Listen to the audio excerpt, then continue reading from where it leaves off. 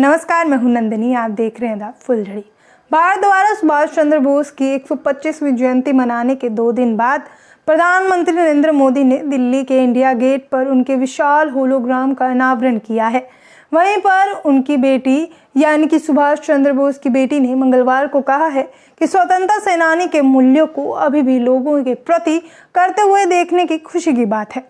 हालांकि एनडीटीवी के साथ बातचीत में अनीता बोस फाफ ने अपने पिता की समृद्धि और विरासत को सांप्रदायिक प्रतिद्वंद्विता के लिए अपहृत यानी कि हाईजैक होने की संभावना के बारे में भी चिंता व्यक्त की है। प्रधानमंत्री नरेंद्र मोदी ने रविवार को इंडिया गेट पर प्रतिष्ठित स्वतंत्रता सेनानी के होलोग्राम का अनावरण किया, जिसे प्यार से नेताजी के रूप में याद किया जाता है। आपको बता दें, ये आयोजन राष्ट्रीय राजधानी के बीचों बीच होलोग्राम की जगह लेने वाली एक मूर्ति की स्थापना का प्रस्तावना था।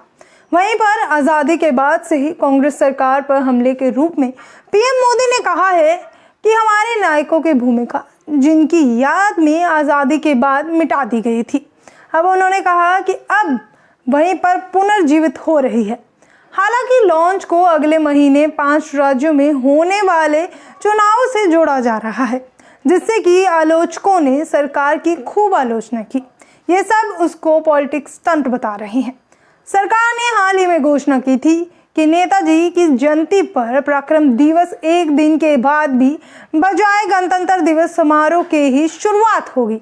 वहीं पर ये पूछे जाने पर कि क्या ये सब चुनाव को लेकर हो रहा है, क्या ये सब उनके पिता की छवि का इस्तेमाल किया जा रहा है और ये चुनाव का मौसम के सम्मान है, तो इस पर अनीता बोस ने एनडीटीवी को बताया कि मुझे लगता है कि ये दोनों ही एक संयोजन है। वहीं पर उन्होंने कहा कि मुझे इससे कोई संदेह नहीं लगता कि प्रधानमंत्री का सम्मान देश के मुख्यमंत्री से कम नहीं है।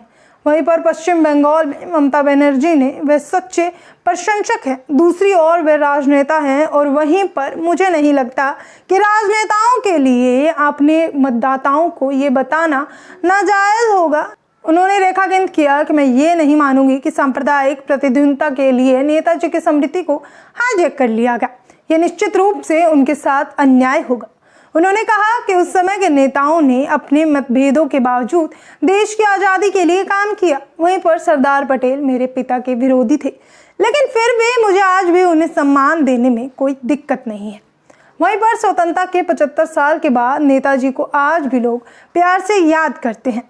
वहीं पर उन्होंने आगे कहा कि प्रेरणादायक है कि उनके मूल्य अभी भी लोगों को प्रेरित करते हैं। उन्होंने आईएनए के इंडिया नेशनल आर्मी के साथ बहुत अच्छा उदाहरण स्थापित किया था और सांप्रदायिक मतभेदों को दूर किया जा सकता है। वहीं पर जापान से देश से वापस आने पर अधूरे काम पर बोलते हुए उन्होंने कहा कि वह अपने देश लौटने का हकदार है।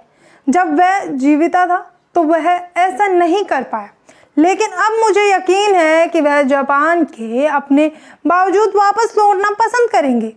उनके लिए काफ़ी मेहमानवाज रहा है, मेरे बेटे ने मुझसे कहा है।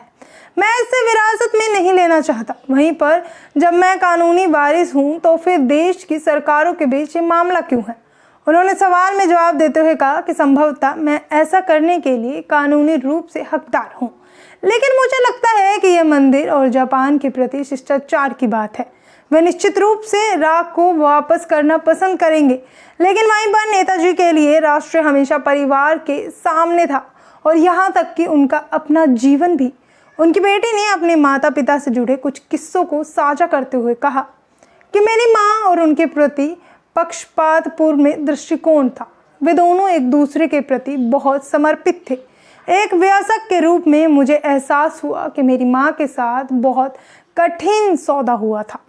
मैं समझ सकती थी कि वह क्या मेरे पिता के खिलाफ कड़वी होती है, क्योंकि वह हमेशा से ही दूसरी बोला बजाया करते थे, क्योंकि वह हमेशा से ही देश पहले रखते थे।